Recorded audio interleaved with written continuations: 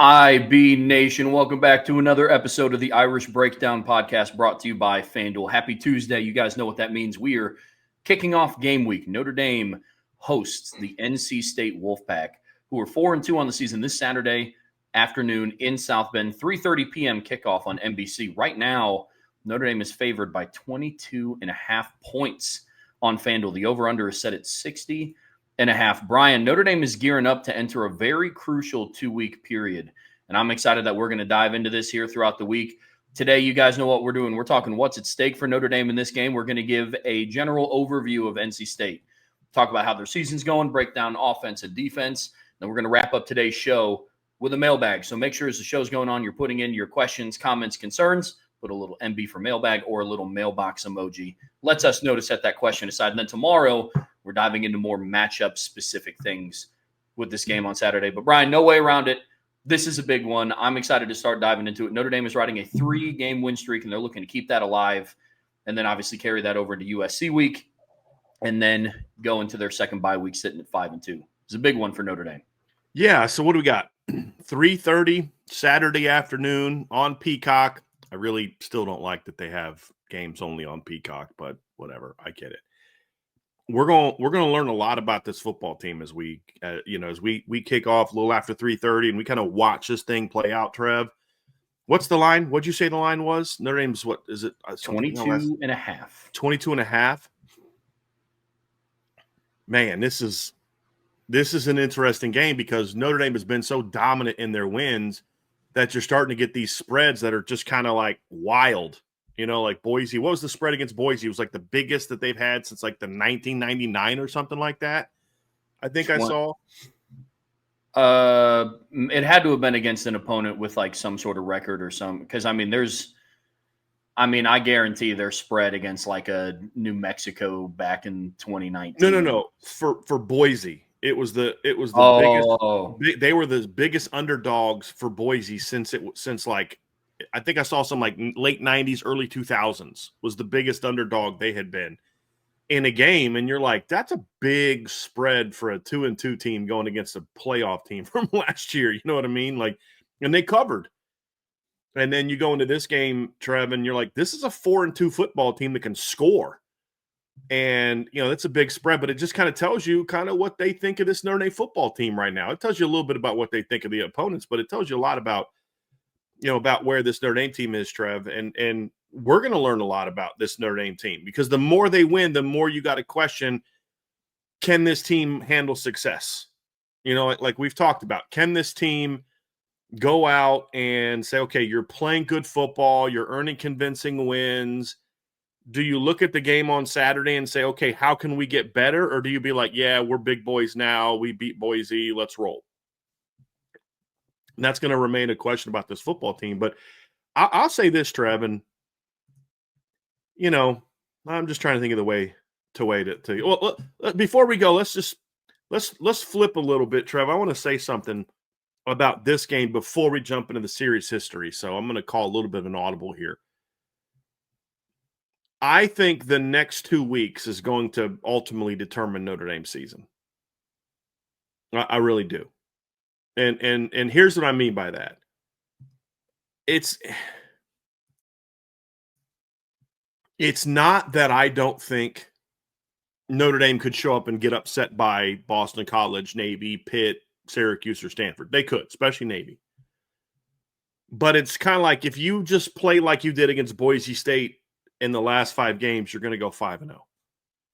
If you play like you did against Arkansas, if you play like you did against Purdue in the last 5 games, you're going to be 5-0 down the stretch. Like you and I were talking before, and we were talking about like what you kind of get worried about that Stanford game, and it's not that Stanford's good, but you're just like they stink, and you think that you've won 9 in a row, and it's after Thanksgiving, and do they just kind of lay an egg? And I'm kind of like, as we're talking about it, thinking like, man, like they could play like they did in 2022 against Stanford and beat this Stanford team because number one, they have more talent now than they did in 2022. So even a game that was similar execution wise, they're gonna have more plays because you have a better roster. But it's just kind of like, and then Stanford's just not even as talented as they were in 2022. So I feel like you go to these next two games, these are the two most talented teams you're going to face. These are the two most dangerous teams you're going to face. These are the two toughest matchups you're going to face over these next 2 weeks. Because you're facing two offenses over the next couple of weeks that if the defense doesn't step up and play like it has the last couple of weeks, and we're still learning, is that the new Notre Dame? Is that the new normal? Or is that them beating up two teams that just they matched up well against? We're going to find that out, Trev, because these are two teams that if you don't play like you did the last couple of weeks, you could lose a shootout. And we start to learn about the focus of this team, the leadership of this team over the next couple of weeks, because we learned that this team can handle adversity, but can this team handle success? Those are the things we're going to really start to learn. And I feel like if they can get through these next 2 weeks unscathed, that they come out of the bye week with a lot of people saying, uh-oh, here comes Notre Dame. Here come the Irish. You know what I mean? And that's what I think is at stake, and it starts this weekend against look, we're going to have to deal with all week. Some people in the chat complaining about why y'all hyping up NC State. Guys, this is a talented football team, especially on offense. Should they beat Notre Dame? Of course not. Should it be a single-digit game? No. But can this team beat you if you played like you did the first couple weeks? Yes. And that's where I say we're going to learn a lot about this team, but you're also facing a situation where if you keep playing like you've been playing, this is going to be another fun weekend where Notre Dame gets a convincing win. If you don't, we're going to be a little nervous going into USC. It's about continuing to build. Defensively, that they've really started to gain some momentum in the last couple of games, and offensively, for the first time really since Miami, you have to show that you're able to respond. How do you respond to a game where you didn't perform to the level of expectation that we all had? I mean, my final score prediction was 51-17, and like I said on Thursday, that is not an indictment of what I think of Boise State. I was just watching this Notre Dame offense roll, and for the first time since week one, they showed signs of, okay, they're kind of human. Yeah, they make mistakes. CJ Carr is able to miss some throws. We did see a little bit of what kind of hurt them last year of the penalties that set them back, the drive-killing penalties. Some warranted, some not. But at the end of the day, I was talking to a buddy about this, and so it's hard to get going when you have 11 penalties for 200 or 112 yards. I agree with that completely. But it's not like if the officiating was better in that game, they'd have 0 penalties for 0 yards. They just wouldn't have had 11 for 112. And so you have to put yourself in a position where the penalty at the 1 yard line was not an officiating mistake. Yes. The penalty that knocked you back from the 1 yard line back to the 6 on your first drive was not because of bad officiating. Got to be able to limit drive-killing penalties, and that's one of the things that's a task. Can the offense respond? And we know that they can. It's just a question of if they will. And they have the opportunity to do that. But I agree with you, Brian. This is a really important 2-game stretch. And I understand the hesitation to be like, the season's on the line with these next 2 games. But, you kind of look at the level of the opponent. We talk about the different matchups all the time. And these 2 teams give Notre Dame the 2 toughest matchups that they have remaining outside of Navy running the triple option, just for a host of different reasons that I'm not even going to get into right now. But, yes, these are very important. Very important 2 games. But, Brian, the matter at hand is the NC State game, yes, which will be this Saturday. And you and I were talking before the show. One thing that I thought was interesting is they've only played each other 4 times. I didn't think they were, like at Pitt numbers or Navy numbers or anything like that, but I would have thought it was more than 4. And I would have thought the first game would have been before the 2002 season. Yeah. And that's the first game they played. The first time they ever played, so 2016 they played. We all remember that travesty of a game. But prior to 2016, Trevor, they had never played a regular season game because their only previous appearance was the NC State versus Notre Dame in the Gator Bowl back in 2000. It was 2003, but it was the end of the 2002 season. A game where Phillip Rivers just kind of carved the Notre Dame defense up, and the offense by that point in time was a shell of itself. And then, of course, they play again, 14 seasons later in the middle of a hurricane. And Notre Dame loses that game 10-3 in a game where Brian Kelly felt it was a good idea to throw the ball a bunch literally in the middle of a hurricane.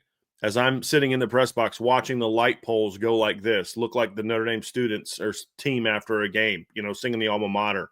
That's how much they were rocking. And hey, let's throw the ball a bunch in this game. That makes total sense. Yeah, we got Josh. I know we got Josh Adams, and I know we got Dexter Williams, and yeah, but let's throw the ball a bunch. Let's throw a ball a bunch again in this game. This makes a ton of sense. So it didn't start off real well against the old Wolfpack, Trev, and I was at that game, and I've been at the two since. 2017, the next year, NC State came to Notre Dame. Notre Dame ran all over them, over 300 yards rushing against a D-line that had 4 players that got drafted in the 4th round or higher, including the number 5 overall draft pick in that upcoming NFL draft, Bradley Chubb. Also, their middle linebacker, Jermaine Pratt, was a 3rd-round draft pick of the Cincinnati Bengals, and they carved that team up. And you remember, and it didn't start well. That game didn't start well either. Remember, NC State had a blocked punt for a touchdown early in that game. And then Notre Dame kind of started to dominate. Julian Love had a pick 6 in that game. And Notre Dame finally got their first W against the Wolfpack. And then 2 years ago, Notre Dame went to Raleigh and beat NC State 45-24 in a game where Notre Dame pulled away late, but it was also a game that you never felt like coming out of the weather delay. The weather sucked when Notre Dame has played NC State. Like 2 of the 3 years they've played. Hopefully this year it's a better one. But actually it's always been when you play down there. But it was one of those things where when Audric housed it, you're like, okay, I think they're going to be okay. And then they'd score, and then Notre Dame would go back up, and then NC State would score, and they'd go back up. And I think it was like a 24-21 game. Let me look up the box score. Like second half, it was somewhat close in the second half, and then Notre Dame in the 4th quarter just completely pulled away from NC State. Yeah, it was at one point in time, Notre Dame went up, like I said, they went up 17-7. NC State scored to make it 17-10. Notre Dame scored to make it 24-10. NC State scored to make it 24-17. So you're going in the 4th quarter, it's a 24-17 game, but you never felt like it was a game that they were going to lose. It just NC State would get within a touchdown, and then Notre Dame would answer. And then Notre Dame scored 21 unanswered in the 4th quarter to make it 45-17, and then NC State scored with 2 minutes left to make it a 21-point game.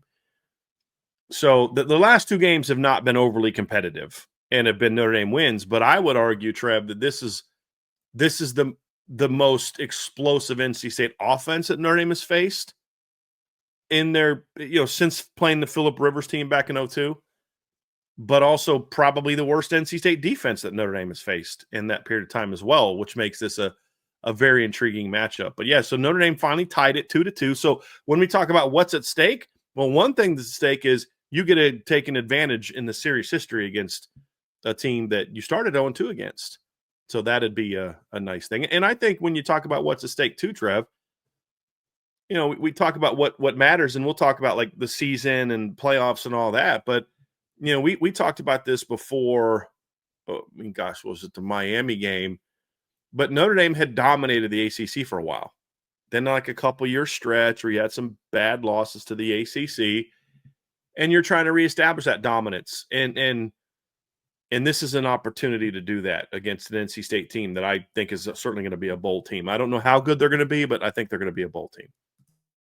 Yeah, it's definitely a step in the right direction. Unfortunately, there's been some blemishes on their resume against the ACC in the last couple of seasons. You lost to Clemson in 23. You lost to Miami this year. Fortunately, Florida State in 2023. Yeah, because you also lost to Louisville. Yeah. Yep, that is correct. And so this is definitely a step in the right direction for sure.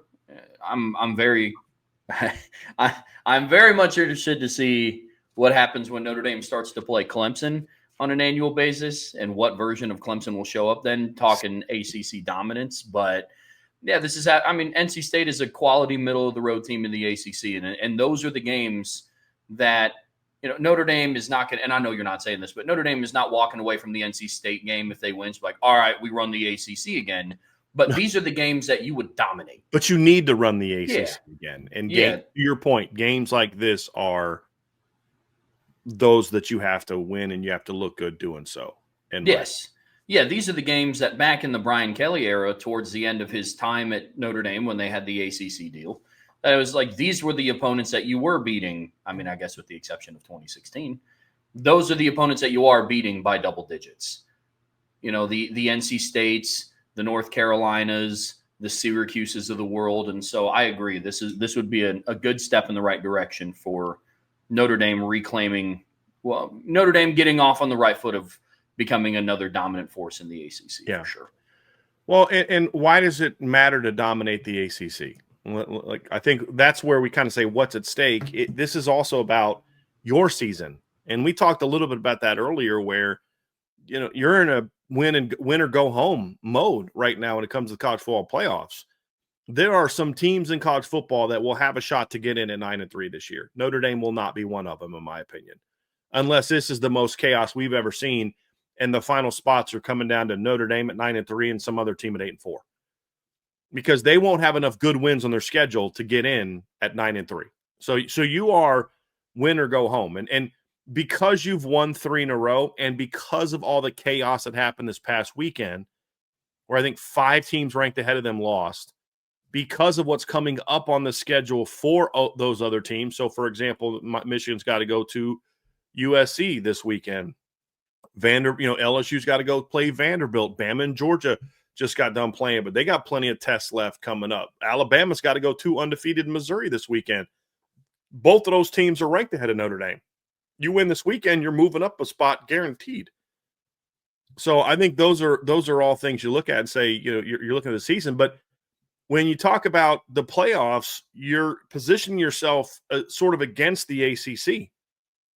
And who's that second team in the ACC going to be? I mean, are you sitting there at the end of the year against a 10-2 Florida State? You know, so they're going to look at, well, how did you do in the ACC compared to how Florida State did in the ACC? Those are all things that in my opinion factor into a game like this, Trev.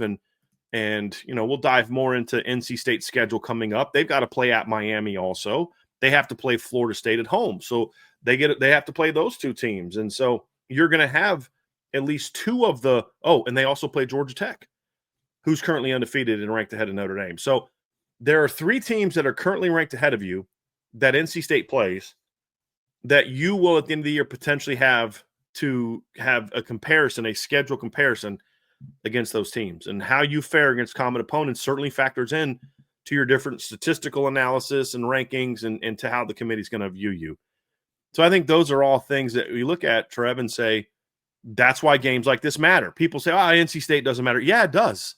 It does, because college football, maybe to the casual fan, is just about the big games, but to a playoff committee and to voters in that committee and just perception in general, how you play in these games is going to impact how you're evaluated against other good teams when they're doing not only just who gets into the playoff, but if there's enough chaos the next couple weeks, Trev, do you have a shot to get a home game? I mean, there was a home game, a team that got that last year got a home game that had 2 losses, including a late season loss to an unranked opponent. Of course, that being Ohio State.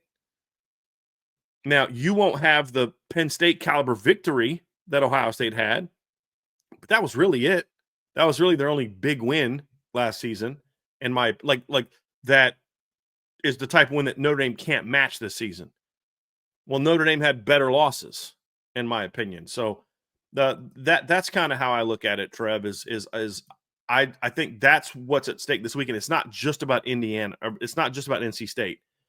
It's also about you're at the point now where people are going to start comparing resumes and how you perform against the remaining ACC teams on the schedule. If you go out and beat NC State convincingly, beat Boston College, blow them out, whoop Pitt on the road convincingly, beat Syracuse on the road, at home convincingly, dominate Stanford on the road, and your only ACC loss was on the road to the ACC champs by a field goal in a game that you had the ball with a chance to win it at the end, that's going to say a lot about Notre Dame, their resume. It's going to look a lot better. So that's why games like this matter. I mean, you people may think, well, this game's not important. It's incredibly important for that reason. So just looking at the season, Trevor, I think this is a big game for Notre Dame, even though it's not a big opponent where the national media and recruits across the country are going to wow, you beat NC State by 30. You're a title contender. It won't be that. but it's going to be just another key, very important data point for this team at the end of the year. So you're going to have to win. I mean, any win's good, but the better you look, the better it's going to be considered, in my opinion. Yeah, it just comes down to how it looks. That's something. Once Notre Dame started the season off the way that they did, we knew that they absolutely had a really good shot at running the table.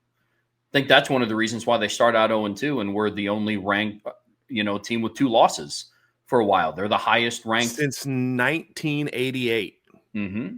That's crazy. I mean, they're the highest ranked 2-loss team right now, and it's not like they have any super crazy. It's not like they're 3-2, but they knocked off the number 7 team in the country. They're 3-2 and they beat Purdue, Arkansas, and Boise State. But it's the how.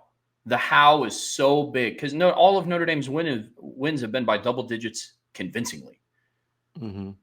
You beat Purdue 56-30. You beat Arkansas 56-13. Then you beat Boise State 28-7. So when your lowest margin of victory is to Boise State at home by 21 points, you're putting yourself in a really good spot. It's winning in dominant fashion. It's not just winning, because I would make the argument that Notre Dame might not continue to climb as high if they lose to, what are the number 2 and number 5 team in the country currently. And then their wins, they beat Purdue by like 11, and then they beat Arkansas on the road by 6. And then they beat Boise State at home, 24-16. And they're getting wins, but it's like, they're okay. The biggest takeaway for Notre Dame is, hey, they look dominant right now. I think that's what's at stake, because this is a team that Notre Dame can come out and win convincingly. I'm not going to put a number behind that yet. We'll get to that on Thursday.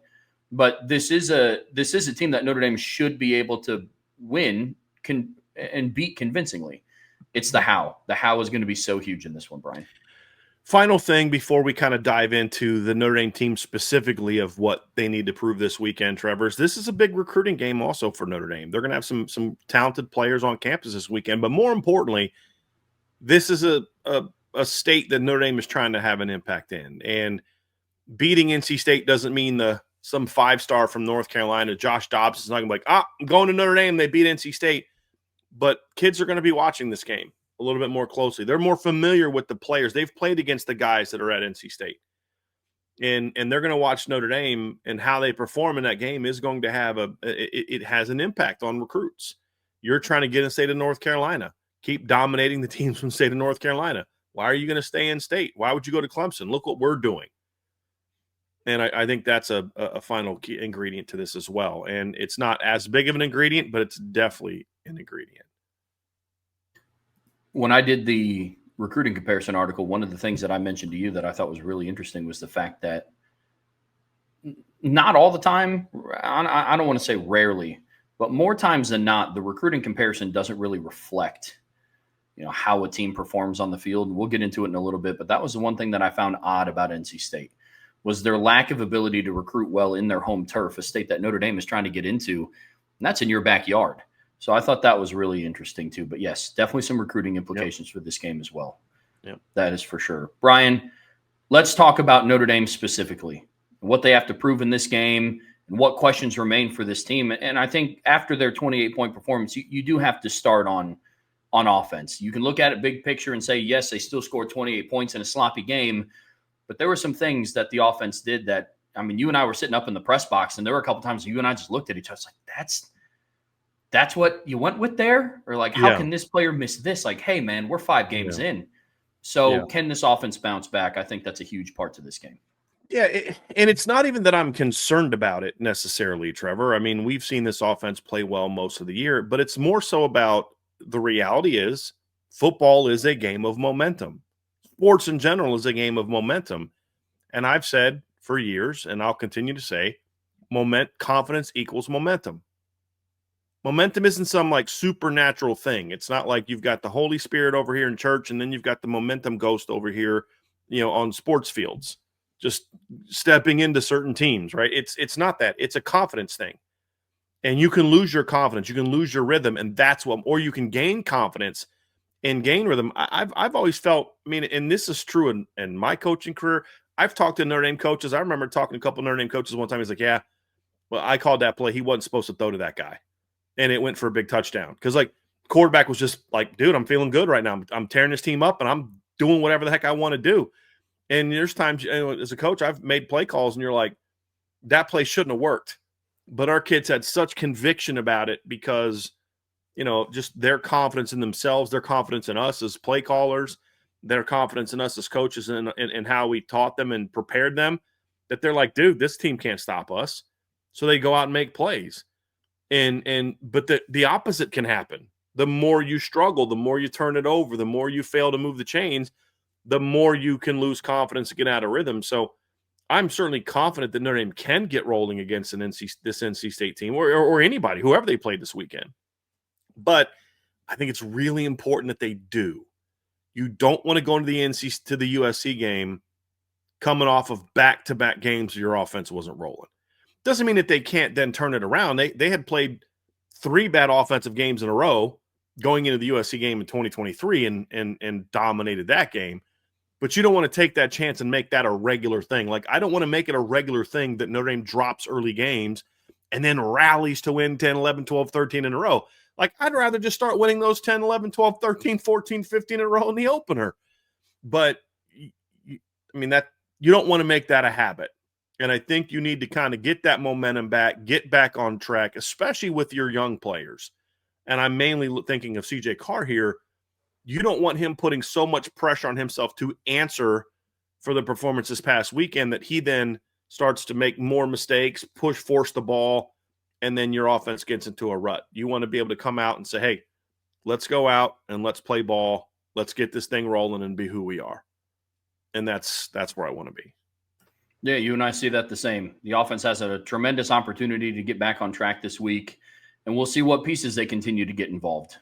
Obviously they have Malachi Fields and Jordan Faison, but somebody else is going to have to start getting involved in this offense because we talked about it before the Boise State game.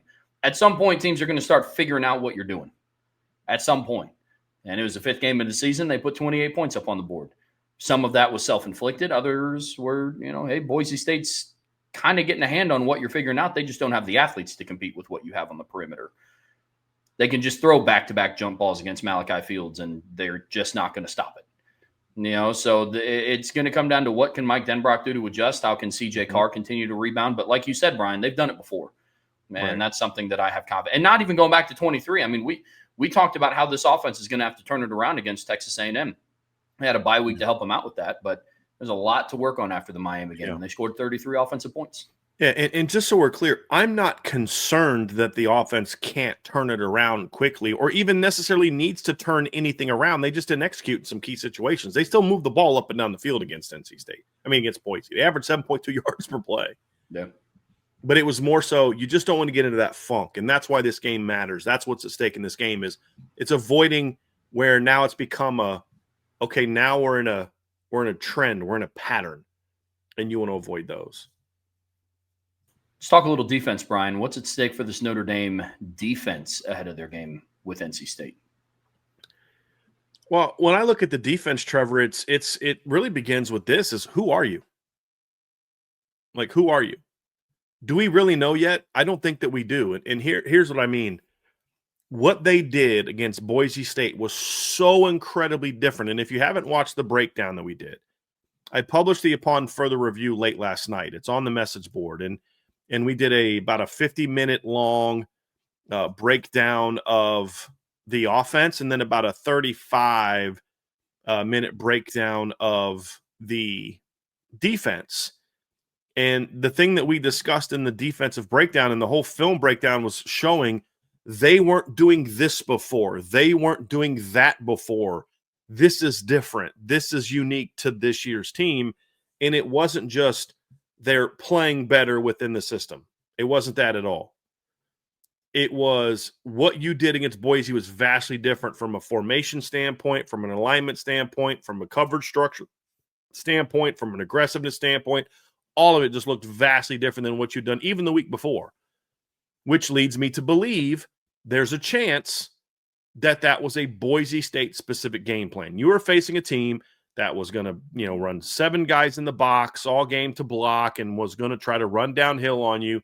And you thought we could attack it and get downhill, and Madsen wasn't good enough to beat us. but CJ Bailey is, and Jaden Maeva is, and whoever else. I don't even know who Pitt's quarterback is going to be, because I was looking at their box score. I was like, dude, Eli Holstein didn't even play in that beatdown win this weekend over BC. So, and if BC looks like the team that played at Michigan State a few weeks ago, they're good enough to hurt you throwing the football. So, first thing for me, Trevor, is I want to find out who this team is this weekend, because the last two games have been great results-wise. One of them was even great also from a how you played standpoint. I still say that you caught some breaks holding Arkansas to 13 points. Their missed mistakes, your offense scoring at will. Like, for example, I don't think Boise sniffs 315 yards if Notre Dame would have scored on those two early drives like they should have. And it's a 24-7 game at halftime. Boise can't come out in the third quarter and try to run the ball like they did. They'd have to start doing what they did later in the game when Notre Dame was sacking them and forcing turnovers and all that kind of stuff. And next thing you know, it's 42-7, 49-7, whatever. So I think that's the big thing for me is we're going to learn if this is a trend on offense. Like, you're trying to reverse it. You're trying to avoid a trend on offense, right? You're trying to show that this is a trend on defense. It's kind of polar opposites from where these teams are. And so I'll say this, Trev, coming out of this weekend, I will have much greater certainty of who this defense is, one way or the other. Either this is who Chris Ash is, but he changed it enough because of the uniqueness of Boise State, and they don't play anybody else like that, so we're just going to get what we saw against Arkansas and Purdue and Texas A&M, or it's going to be Chris Ash looked in the mirror, and whether by his own decisions or Marcus Freeman's decisions, I'm going to give him the benefit of the doubt and say that it was his decisions. He thought, hey, we can't keep playing this way, and he said, hey, we got to do something different. So, yeah. In an ideal world, it's definitely the latter. I mean, one thing that I know for sure is FanDuel definitely thinks that this defense has turned the corner. They have NC State's over-under point total at 18.5. So they think that this Notre Dame's defense is going to put in some work and hold them to their lowest point total scored on the season. So I think that's interesting. Can I ask you this, Trevor? If Notre Dame holds them under that point total, what is your reaction going to be? Without any context of how they played, what is your reaction going to be? Oh, gosh, if they hold them to under 18 points, I mean, instant reaction will be this defense is now – I can confidently say that they're headed in the right direction. Yeah. Arkansas scored 13. Boise State scored 7 in this high-powered NC State offense that's very explosive, was held to 17 points. That would be very impressive. I have mixed emotions about how the defense looked against Boise State. Because in one light, it's okay. To your point, Brian, was it a Boise State one-off? Did you only do it against Boise State? Or was that one of, hey, maybe Ash is turning the corner and is learning that, hey, you can't just call the same defense no matter what team you're rolling out there. Because I also would have been discouraged if they ran the same defense that they did against Purdue against Boise State, because they are different offenses. Yeah, that's I have conflicting opinions about how the defense looked. And it's hard to not just look at it from a results standpoint, because like we talked about on offense, it's the how. On defense, it's also the how. But I'll say this. It's promising that they were willing to make the adjustments they needed to, schematically, formationally, against an offense like Boise State. Because, like you said, it was no secret that Boise State was going to line up 7 men in the box, try to block, run downhill. And I would have been very discouraged if Notre Dame just dropped back into quarters coverage the entire game like they did against Texas A&M and Arkansas and against Purdue, just because that's the Chris Ash defense. And that's what they run. They just have to execute it no matter what team they face. And so I'm in between. But, yes, I'm with you. The defense is going to really show us something this weekend and see if this is the new normal. Because now, at least the bright side is now we're not walking away from it saying, okay, the Arkansas game is the anomaly. It's like, okay, well, you've had about 2.5 games of bad defense, and you've had 2.5 decent to good games of defense. And so that's what I'm interested to see what happens with this unit. What takes the day and what carries over. It's going to be very interesting to watch on Saturday. The encouraging thing, if you're looking for a ray of sunshine, is The 2.5 games of bad defense was in a row.